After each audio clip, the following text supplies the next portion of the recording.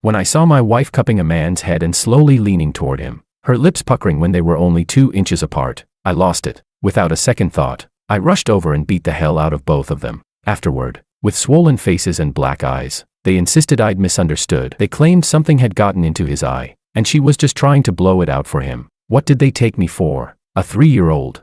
There was no way I was buying that. But later, I got hit by my own boomerang. One day, my wife's best friend choked on some food. I had her lean forward against the couch while I stood behind her, wrapped my arms around her waist, and repeatedly thrust upward to perform the Heimlich maneuver. At that exact moment, my wife walked through the front door and saw us. She immediately burst into tears and tried to attack her friend. I had to hold her back. Nina's choking. I'm performing the Heimlich maneuver. My wife's eyes were bloodshot as she screamed in complete breakdown.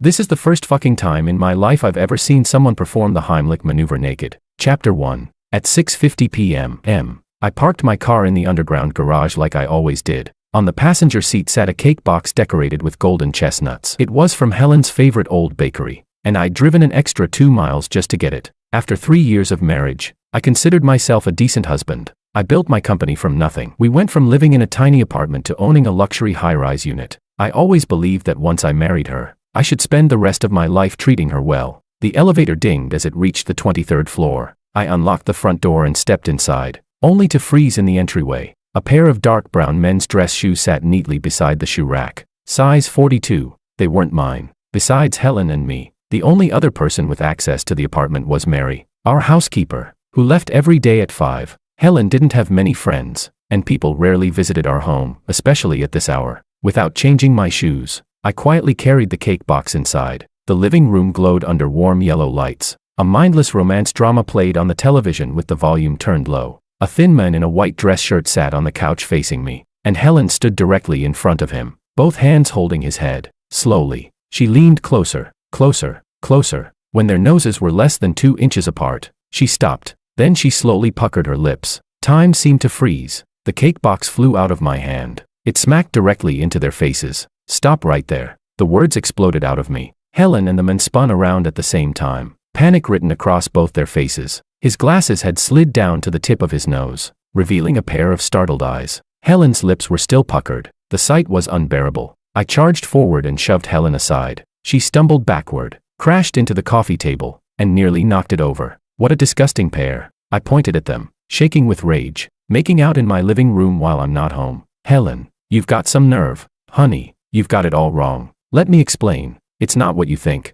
Helen frantically waved her hands. Her face drained of color. I saw it with my own eyes. What the hell is there to explain? I grabbed the man by the collar and yanked him off the couch. He was half a head shorter than me and skinny as a rail. He couldn't resist at all. Who the hell are you? My fist slammed into his face. Damn it. He cried out in pain. His glasses shattered, and blood instantly spread across his otherwise decent-looking face. Stop. Please stop. Helen threw herself at me and grabbed my arm. Oscar, calm down. That's Mario. He was my neighbor when we were kids. This is his first day visiting us. Mario. I let out a cold laugh and punched him in the other cheek. So being a neighbor gives you permission to kiss my wife in my house. What next? A couple more days and you'll be sleeping in my bed. No, that's not it. It really isn't. Helen was crying now. Something got in his eye. I was just helping blow it out. Blow it out. I laughed as if I'd just heard the biggest joke of my life. I threw Mario back onto the couch, climbed on top of him, yanked off my size 45 leather shoe, and swung it straight at his face.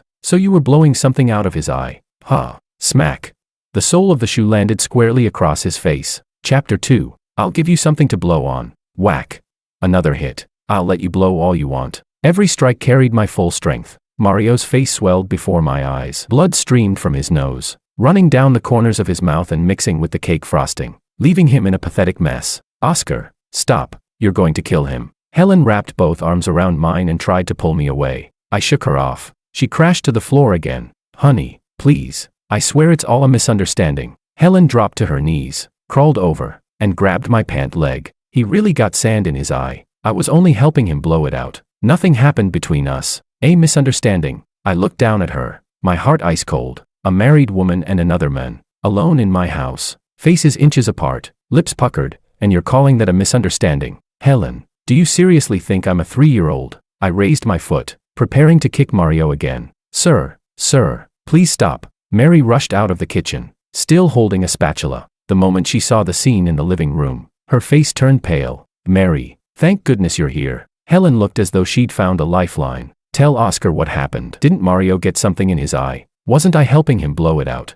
Mary glanced at Mario's battered face, then at me. Slowly, she nodded. Yes, sir. Mr. Mario was smoking on the balcony. Something blew into his eye. Mrs. Helen really was helping him blow it out. I froze for a second. Then my anger surged even higher. So now you're helping her lie to me too. I glared at Mary. Who pays your salary? And you're conspiring with outsiders to fool me. I'm not lying. Sir. Mary looked ready to cry. There's security footage. The living room camera recorded everything. Right. The living room had a security camera. I'd installed it years ago to deter burglars. I never imagined it would be used for this. I released Mario and walked over to the TV console. A few taps later, the surveillance footage began playing. The recording rewound 10 minutes. On screen, Mario walked in from the balcony while rubbing his eye and said something to Helen. Helen nodded. Then came the exact scene I had witnessed. She really was blowing something out of his eye. The evidence was undeniable, but instead of calming me down, it somehow made me even angrier. See, Helen let out a sigh of relief and approached me. I told you it was a misunderstanding. Why wouldn't you trust me? She reached for my hand. I immediately jerked it away. A misunderstanding. I stared at her. Helen, do you have any concept of boundaries between men and women? Boundaries. She looked genuinely confused. He's practically family. We grew up together. What's wrong with helping him with his eye? Practically family? I scoffed. He's the kid from next door. Since when does that make him family? Even actual siblings should know how to respect boundaries. What did I do wrong? Helen's voice rose. I didn't do anything. I helped him with his eye. That's it. Does that really justify you losing your mind and beating him half to death? I turned toward Mario. He sat on the couch clutching his face, wincing in pain. His entire head was swollen. His eyes reduced to narrow slits. Honestly, I probably had gone a little too far. I just didn't regret it. He had it coming. My expression remained cold. He knows you're married. That alone means he should have kept his distance. If something got into his eye, why couldn't he rinse it out in the bathroom? Why couldn't he use a cotton swab? Why did he need a married woman leaning in and blowing on it? He said he already tried those things. Helen lowered her voice. It didn't work. Mario finally looked up at me. There was resentment in his eyes, but there was even more fear. He opened his mouth as if he wanted to say something. In the end, he stayed silent. Enough. Helen sighed and walked over to him. Carefully, she helped him to his feet. Are you okay? I'll take you to the hospital. Mario shook his head. His voice came out hoarse. I'm fine. My head's just ringing a little. Your face is swollen like a balloon and you're saying you're fine. Helen frowned. No, we're going to the hospital. What if he has a concussion? With that, she supported him and helped him out the door. Chapter 3. I don't know how much time had passed when I heard the front door unlock. Helen was back. Seeing that I was still awake, she walked over, composed herself, and spoke softly. Honey, you were way too impulsive today. You didn't even figure out what was happening before throwing punches. Mario ended up with a mild concussion. Fortunately, for my sake, he decided not to press charges. Do you know why I married you? I asked instead of responding to what she'd said. Probably because I'm pretty. She giggled and wrapped her arms around my neck. You already hit him. You already yelled at me. Can you stop being so serious now? Your looks are only part of it. I looked at her. What mattered more to me was that your personal life was always clean. No ex-boyfriends. No messy relationships. And you always knew how to maintain proper boundaries with other men. So where exactly did this childhood neighbor suddenly come from? I don't care how close you two were as kids. You're married now. I want you to maintain the kind of boundaries adults are supposed to have. Okay, I was wrong. She nodded repeatedly. It's just that I hadn't seen an old friend in years. Today was his first day after moving here. I promise I won't do that again. Then she smiled sweetly. Honey, your birthday is the day after tomorrow. I paid a fortune to a ticket reseller and got us 2 front-row tickets to your favorite singer's concert. I'm practically begging for forgiveness here. Can you please stop being mad? I glanced at her but kept a stern face. Honey. Her voice turned syrupy sweet. She pressed her body against mine and rubbed against me playfully. I came up with a new position. How about we? A new position. Now that caught my attention. I scooped her up into my arms and headed toward the bedroom. I'm not letting you off so easily tonight. Soon, my birthday arrived. I'd been looking forward to it for over a week. Helen had bought 2 concert tickets, front row seats in the inner section. The price wasn't even the impressive part. The real miracle was actually getting them. Helen was a huge fan of the singer too. She'd always wanted to attend one of his concerts. But every time, either the tickets sold out instantly or she was too busy to go. She wanted to surprise me. She'd even requested time off from work so we could spend the entire day together. At exactly 8 o'clock that morning, I woke up. The spot beside me was already empty. After getting dressed, I walked into the living room and found Helen on the phone. She sounded anxious. Okay, CEO Wang, I understand. I'll head over right away. She hung up the moment she saw me. Guilt appeared on her face. Honey, I'm sorry. She walked over and took my hand. Something urgent came up at work. CEO Wang needs me to come in. I probably won't be able to spend your birthday with you today. I froze. Weren't all your plans already arranged? How can work suddenly come up? She sighed. This project has always been my responsibility. Now there's a problem, and nobody else understands the details. It has to be me. Then she added, don't worry, I'll be back as soon as possible. It's just a shame we won't be able to go to the concert. I'll see if I can get the tickets refunded. Tonight I'll have Mary prepare a huge dinner, and when I come back, I'll bring you a birthday gift too. Okay, what kind of emergency is so urgent that it can't wait until tomorrow? I couldn't help complaining. We've been looking forward to this concert for a long time. I tried many times to persuade her not to keep working as an executive at that company. I'd told her she could come help me instead. Every time, she'd say the same thing. Once my company became bigger, she'd come back. For now, staying there allowed her to help me from time to time. No, it can't wait. She shook her head. The client needs an answer today. Work comes first. Besides, concerts happen every year. She picked up her purse and kissed me on the cheek. Be good, honey. Wait for me at home. Love you. Then she hurried out the door. Chapter 4. That evening, after Mary finished preparing dinner, I told her to clean up and head home. The dining table was covered with dishes, every one of them our favorites. 6:30 came, the time Helen had promised she'd be back. She didn't return. 7 o'clock. Still nothing. At 7:30, I called her. No answer. I called again. Still no answer. I tossed my phone onto the couch, leaned back, and closed my eyes. Then suddenly, the doorbell rang. I immediately opened my eyes. Was Helen finally home? But she had both a key and fingerprint access. Why would she ring the bell? Was she carrying a gift and couldn't open the door? I got to my feet and quickly walked to the entrance. When I opened the door, the person standing outside wasn't Helen. It was Nina, Helen's best friend and the maid of honor at our wedding. She was wearing a white dress and subtle yet elegant makeup. In her hands was a pink cake box. She looked stunning. Even someone like me, who was no stranger to beautiful women, couldn't help being momentarily stunned. Oscar, happy birthday. She smiled brightly, revealing 2 adorable dimples. I blinked. Nina, what are you doing here? Helen sent me. She walked inside and placed the cake box on the dining table. She said the situation at work might take longer than expected. She was worried she'd ruin your birthday, so she asked me to bring your gift over first. She pulled an exquisitely wrapped gift box from her purse and handed it to me. This is the gift Helen picked out for you. She said you'd definitely love it. I opened the box. Inside was a beautiful watch, the exact model I'd been eyeing for months. Helen really cares about you. Nina smiled. She spent a small fortune on that watch. Well, my mission is complete. She picked up her purse and prepared to leave.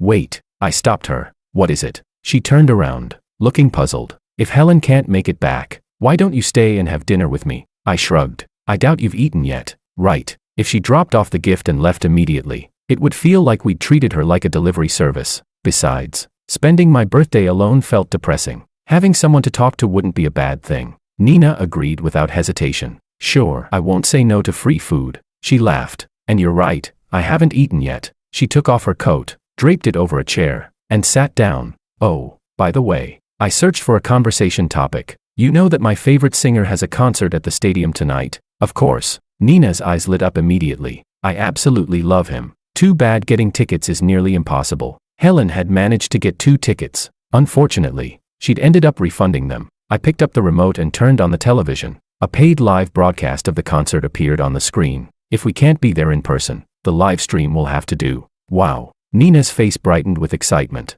This camera angle is practically front row. She stared at the screen. His songs never get old. Watching her enthusiasm, I found my own mood improving. Soon, the concert began. Familiar melodies filled the room. Nina sang along to every song, waving her arms and dancing in her seat like an excited kid. I couldn't help smiling as I watched her. Nina had a cheerful, outgoing personality. She was completely different from Helen. Helen was gentle, quiet, and often emotional. Nina, on the other hand, was straightforward, energetic, and never hid what she was thinking. Truthfully, I'd always liked Nina's personality. She said exactly what was on her mind. No games, no pretending. The kind of person who made the perfect friend. Chapter 5. The concert was about halfway through when it reached the classic couples interaction segment. The giant screen began randomly scanning the audience. Whenever a couple was selected, they had to kiss in front of everyone. Soon, the first couple appeared on the screen. They were 2 college students. The singer smiled and asked, "Did you come here together?" "Yes." "So you're dating?" The 2 nodded shyly. "Then let's see a kiss." The couple quickly pecked each other on the lips before pulling apart in embarrassment. The crowd erupted in cheers, and the girl buried her face in her boyfriend's chest. The second pair was a middle-aged married couple. They kissed openly, earning another round of applause. Then came the third pair. To everyone's surprise, it was 2 men. One was a heavily muscled gym guy. The other had short hair, a round face, and a thick beard. The host laughed. "So, did you 2 come together?" They nodded. "And are you a couple?" They nodded again. The entire venue exploded with even louder cheers. "Kiss, kiss, kiss." The 2 men exchanged a grin, then immediately pulled their shirts over their heads so nobody could see them. "Holy crap," I laughed. "Whoever's running that camera definitely knows what they're doing." Ha ha ha. Nina nearly doubled over laughing. How is this even allowed on live TV? At that moment, the giant screen started moving again in search of the next lucky audience members. Then it stopped. The smiles instantly froze on both my face and Nina's, because the 2 people displayed on the giant screen were none other than Helen and Mario. They were sitting in the front section, close to the stage.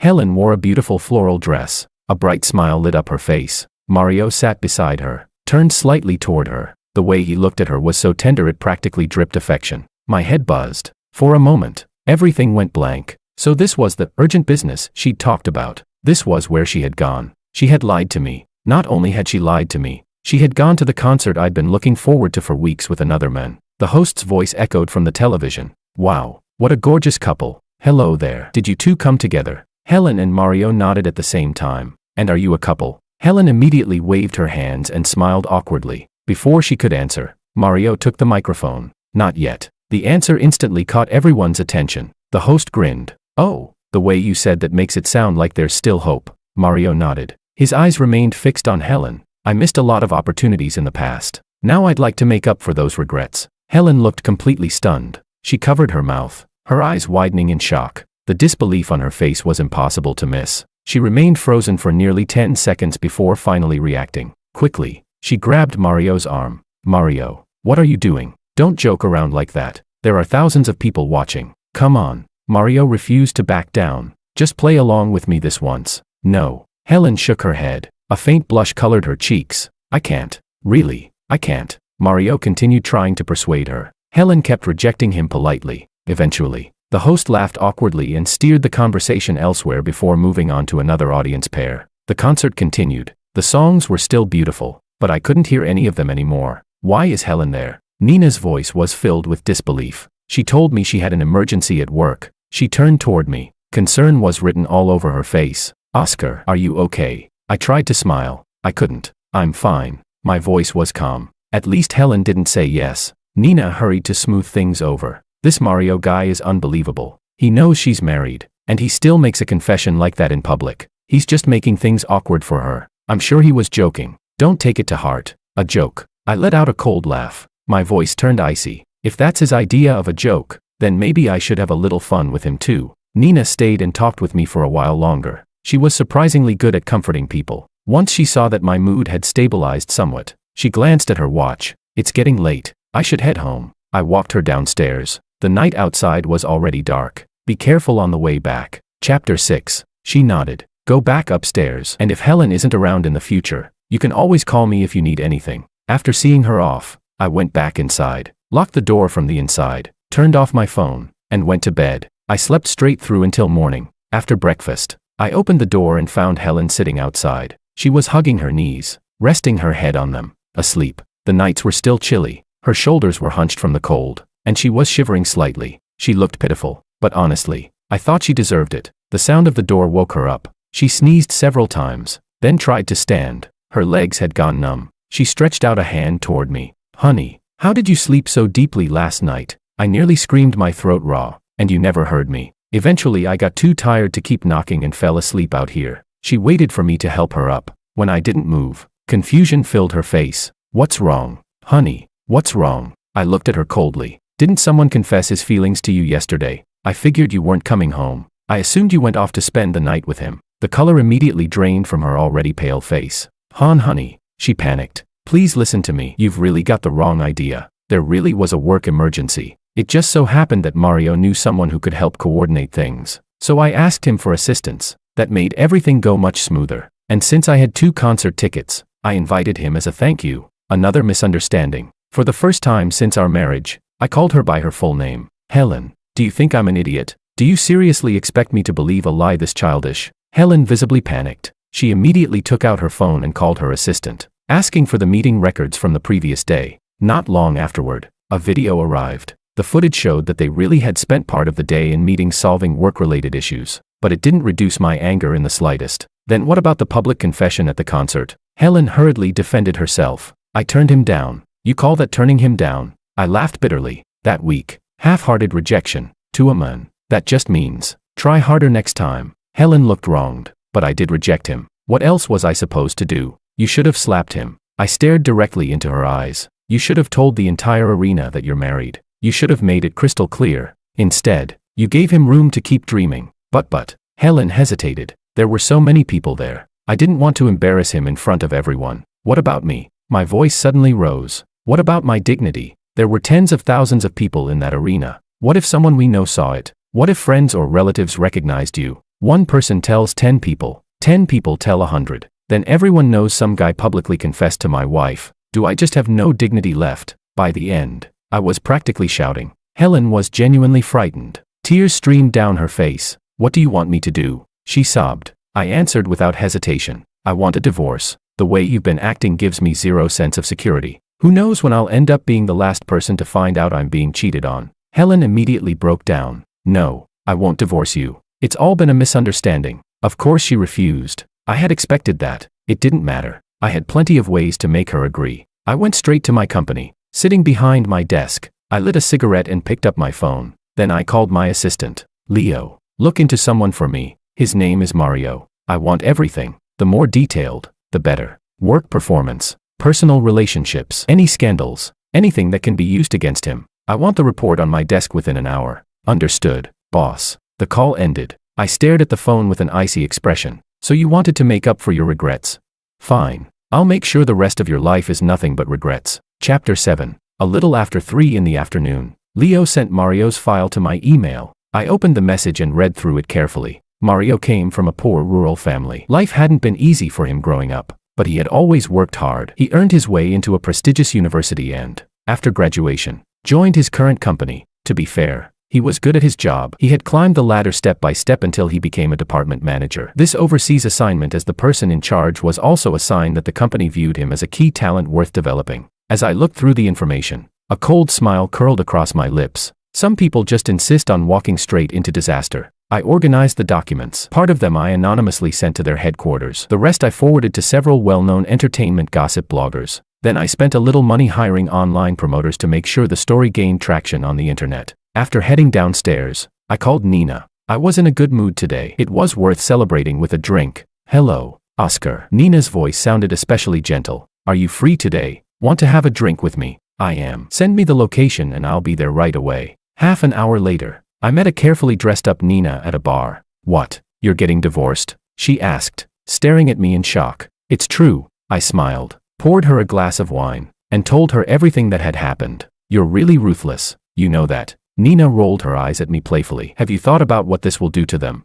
Mario deserves it. Sure, but what about Helen? Don't you think this might be too much for her? Have you considered how much damage this could do to her work and personal life? Did they consider me when they were doing what they did? Nina wanted to say something else, but I raised my glass and cut her off. Let's not ruin the mood. Come on, let's drink. All right, I'll drink with you. By the time we finished, it was already late in the afternoon. Nina helped me out of the bar. I'm not taking you home, she said. If Helen sees us together, she'll get the wrong idea. I'll get you a hotel room instead so you can rest. Okay, I nodded. Nina booked a room at a nearby hotel. After helping me onto the bed, she poured me a glass of water and placed it on the nightstand. Get some sleep. You'll feel better when you wake up, she said. Call me if you need anything.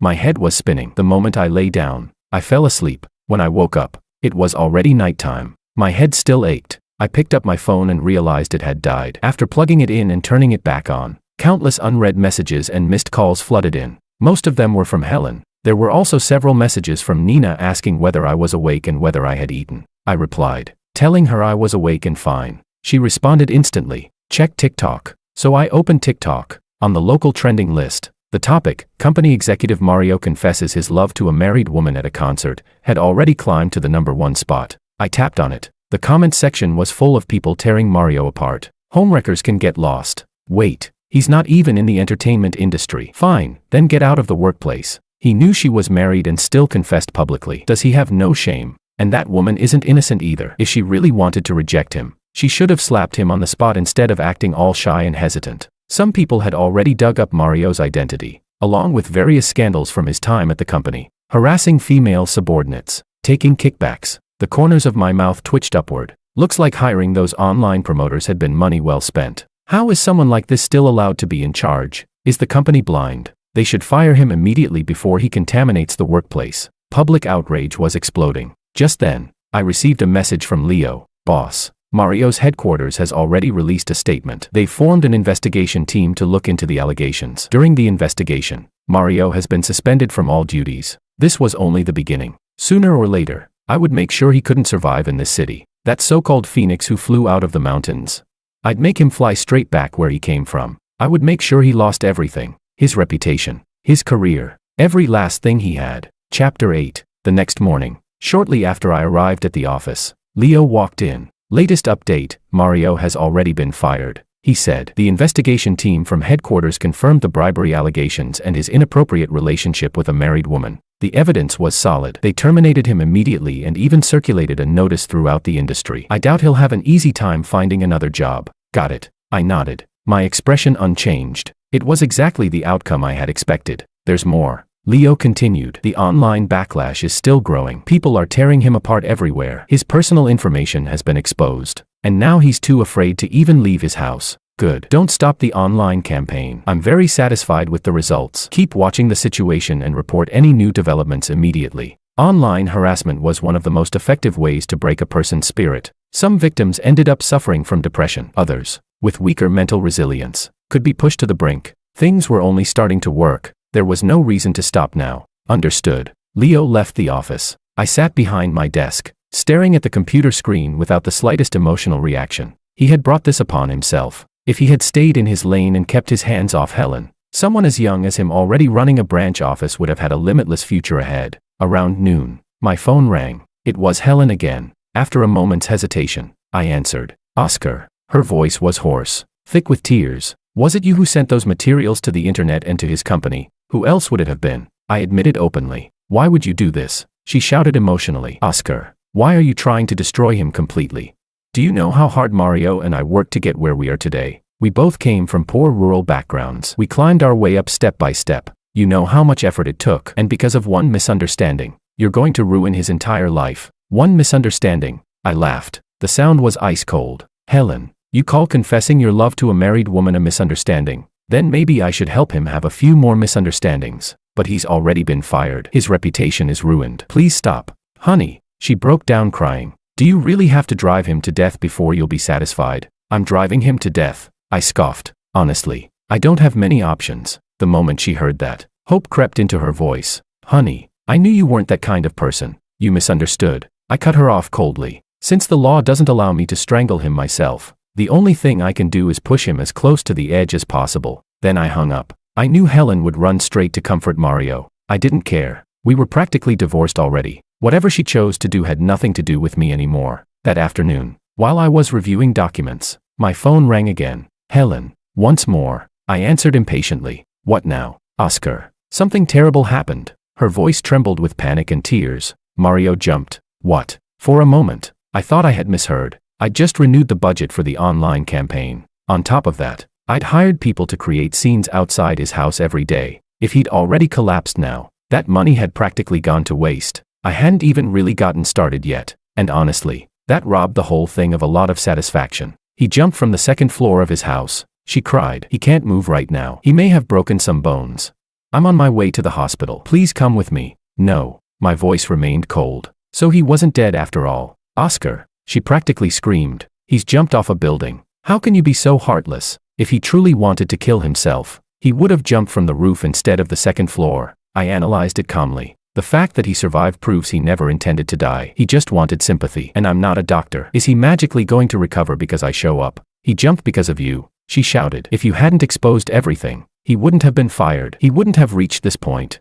Oscar, you're a murderer. Think whatever you want. I couldn't be bothered arguing. If you're going, then go. Just stop bothering me. I hung up again. Then I blocked her number. Chapter 9. Over the next few days, Helen didn't contact me again. She was probably busy taking care of Mario at the hospital. I heard both of his legs were broken, and even if he recovered, there would likely be lasting complications. A friendly reminder from Blue Sky Tech: being a homewrecker comes with risks. Jumping off buildings should be approached with caution. I enjoyed the peace and quiet. Every day, I went to work, came home, watched movies, and played video games. Sometimes Nina would stop by. We'd go shopping together or grab hot pot, one of our shared favorites. Today was no different. I naturally dialed Nina's number. A friend gave me a piece of Wagyu today. Come over tonight and I'll cook it for you. Sure. Do you need me to bring anything? Just some fruit and snacks. Before long, Mary finished preparing dinner. Besides the steak, she had made 4 Chinese dishes and a soup: braised pork belly, sweet and sour ribs, cola chicken wings,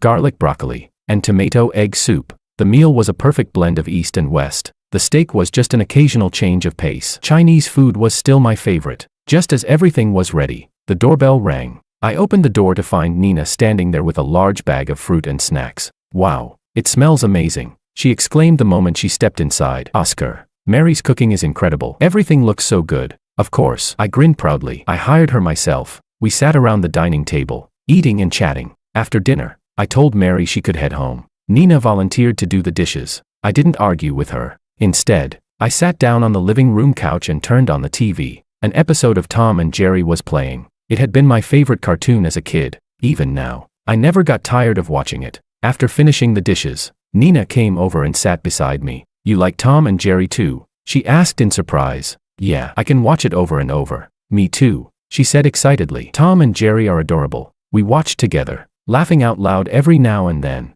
The atmosphere was relaxed and cheerful. I grabbed a bag of snacks from the coffee table and handed it to her. She accepted it, tore open the package, and popped a handful into her mouth. At that exact moment, a particularly funny scene came on. She burst out laughing and suddenly inhaled a piece of the snack into her throat. She grabbed her neck. Her face turned bright red. She couldn't speak. Nina, what's wrong? Startled, I jumped to my feet. She pointed at her throat, then at the snack bag. I immediately understood. She was choking. Don't panic, I've got you. I quickly moved behind her. Supporting herself against the couch, she leaned forward. I wrapped my arms around her from behind, placed a fist just above her navel, covered it with my other hand, and thrust inward and upward. Once, twice, 3 times. With a sudden cough, the piece of food shot out. I let out a relieved breath. Nina bent over, coughing repeatedly until tears formed in her eyes. Are you okay? I patted her back with concern. I'm okay now. Thanks to you. Cough. She looked up at me. Her cheeks were flushed pink. Only then did I realize that my hand was still resting on her waist. Her waist was slender and soft. We were standing so close that I could smell the faint scent of her perfume. The atmosphere suddenly became charged. I looked into her eyes. They sparkled as though stars were hidden inside them. She looked back at me. There was shyness in her gaze, nervousness, and something else I couldn't quite identify. My heartbeat suddenly sped up. My breathing grew heavier. As if possessed, I leaned close to her ear and whispered, "Why is your face so red? Maybe there's still another piece stuck in your throat." I paused, then added softly, "Should we keep going?" Her face turned even redder, like a ripe apple. She didn't say a word. She didn't pull away, either. Instead, she gently closed her eyes. I watched her trembling eyelashes, felt the softness of her body so close to mine, and finally, unable to hold back any longer, I lowered my head and kissed her. Chapter 10. Her lips were soft and sweet. She froze for a moment, then kissed me back. We wrapped our arms around each other tightly, as if we wanted to pull the other person into our very soul. In the living room, Tom and Jerry was still playing. Tom was still chasing Jerry. Jerry was still outsmarting Tom, but neither of us was paying attention anymore. Meanwhile, at the hospital, Helen was asking the doctor about Mario's condition. The surgery had been successful. He was no longer in danger. All he needed now was someone to stay with him and keep an eye on him. After thanking the doctor, Helen realized she hadn't been home in several days. Mario had just come out of surgery, and she felt she needed to go back and explain things to her husband. She had only stayed to take care of him because he had no one else to rely on. She couldn't let her husband misunderstand the situation again. After arranging for a caregiver and making sure everything was taken care of, she prepared to leave. Mario tried to persuade her to stay a few more days. She politely declined. On the drive home, She rehearsed what she was going to say. When she arrived at the front door, she took a deep breath to steady her emotions and opened it. Helen stood in the doorway. In her hand was a box of osmanthus cakes, my favorite. A tired smile rested on her face. Honey, I'm home. Look what I brought you. Before she could finish her sentence, she saw Nina and me in the living room. The smile froze on her face instantly. The box slipped from her hand. The pastries hit the floor and shattered into pieces. What are you doing? Her voice trembled. Her eyes widened in disbelief. Nina was so startled that she immediately hid behind me. I stepped in front of her protectively and looked at Helen. Why are you back? What are you two doing? Helen screamed hysterically. Pointing at Nina, she shouted. Nina, you're my best friend. How could you sneak around behind my back and get involved with my husband? Helen, listen to me. Nina spoke softly. Explain what? I saw it with my own eyes. Helen was on the verge of losing control. You're mistaken, I said calmly. Nina choked on some food a moment ago. I was helping her with the Heimlich maneuver. The Heimlich maneuver. Helen looked as though she had just heard the most ridiculous joke in the world. She pointed at the two of us and screamed. This is the first fucking time in my life I've ever seen someone perform the Heimlich maneuver naked. Chapter 11. Since you've already made up your mind, there's no point trying to explain it. I straightened my clothes. If you can't accept it, then let's get divorced. Divorce. Helen froze for a moment. Then she suddenly snapped and lunged toward Nina. It's all your fault. You shameless homewrecker. You seduced my husband. I'll kill you. Stop. I grabbed her arm and shoved her aside. Oscar, you're actually protecting her. Helen stared at me as tears streamed down her face. Have you forgotten how you proposed to me? You said you'd love me for the rest of your life. You said you'd always protect me. Were all those promises nothing but lies? Well, someone else confessed to you afterward, didn't they? I shrugged. So I'm stepping aside. That's nonsense. She cried hysterically. Is this all because of Mario? Fine. I'll cut off all contact with him right now. From now on, I'll stay home every day and wait for you to come back. I'll cook for you. I'll do your laundry. I'll do whatever you want. Okay, too late. I gently pushed her away and glanced at Nina. Helen, do you honestly think there's any going back from this? No, she shouted. I refuse to get divorced. As long as I don't sign the papers, you can forget about it. If I have to drag this out forever, then I will. Suit yourself. My tone remained calm. It doesn't matter whether you agree or not. I'll file for divorce through the courts. At most, it'll take 6 months before the judge grants it. Nina. Helen turned toward her. Her eyes filled with hatred. You bitch. I won't let you get away with this. You're going too far. Nina stepped out from behind me and looked directly at Helen. I admit it. I came into his life when he was lonely and heartbroken. But you're the one who gave me that opportunity. On his birthday, you were at a concert with another man. That same man confessed his feelings for you in front of everyone. Maybe you didn't know what he wanted before, but once you did, you still went to the hospital to take care of him. You keep insisting nothing happened between you two, but the way you acted gave him hope.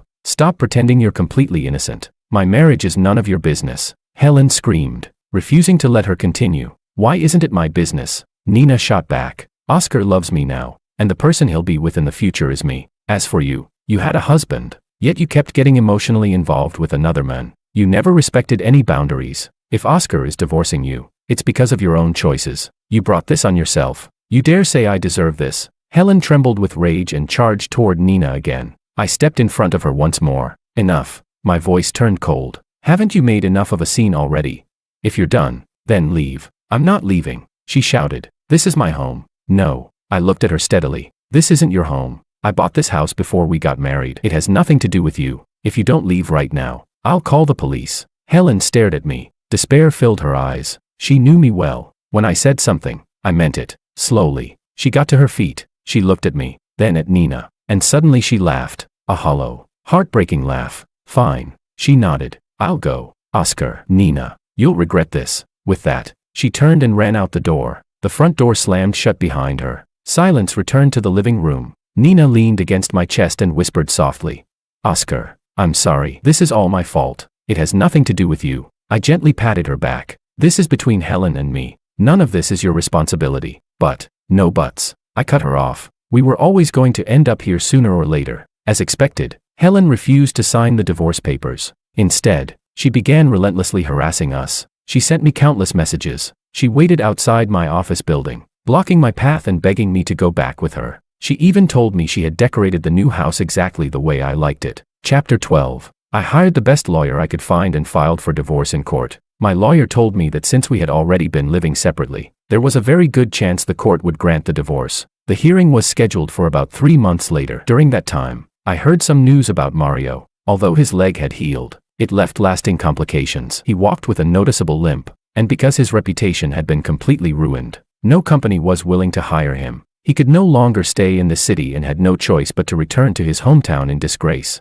I heard that after he went back, he spent every day drinking at home. His temper became increasingly violent, and he would lash out at his parents over the smallest things. The people in the village looked down on him, calling him an ungrateful parasite who had bitten the hand that fed him. It was the consequence of his own actions. If he had been content with his own life and hadn't tried to destroy someone else's family, he would never have ended up like this. 3 months later, the court hearing finally arrived, and Helen still showed up. She looked much more haggard than before, thin, exhausted, and completely devoid of any spark in her eyes. In the courtroom, she didn't make a scene this time. She simply sat there quietly, tears streaming down her face. The judge attempted mediation, but I remained firm and insisted on getting divorced. In the end, the court granted our divorce. A year later, Nina and I held our wedding. Helen came as well. She personally handed Nina a generous cash gift, which caught Nina completely by surprise. The two of them hadn't been in contact for over a year. "I'm really glad you came," Nina said. "You're celebrating too soon."